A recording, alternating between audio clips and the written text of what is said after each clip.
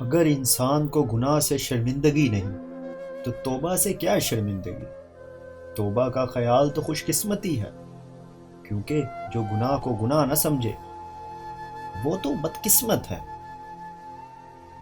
دور سے آنے والی آواز بھی اندھیرے میں روشنی کا کام دیتی ہے۔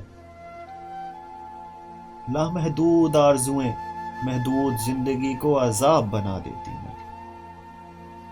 روح کی گہرائی سے نکلی ہوئی بات روح کی گہرائی تک ضرور جائے گی۔ اس دوست کا گلہ کر رہے ہو جو دھوکہ دے گیا، گلہ اپنی عقل کا کرو جو دھوکے باز کو دوست سمجھتے رہے ہو۔ سکون اپنے اندر پھیلاؤ کی خواہش کو سمیٹنے کا نام ہے۔ جن لوگوں نے مشکلات کا بیان لوگوں کے سامنے کیا، دراصل انہوں نے اپنی مشکلات میں اضافہ کیا۔ ہم اگر زبان کی پھیلائی ہوئی مصیبتوں کا جائزہ لیں تو معلوم ہوگا کہ خاموشی میں کتنی راحت ہے۔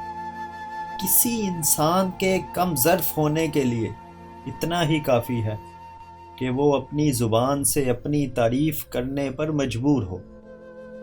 مرنے والا اس وقت مرتا ہے جب اسے یاد کرنے والا مر جائے۔ بدتمیز ہونا بد مزاج ہونے سے زیادہ خطرناک ہے۔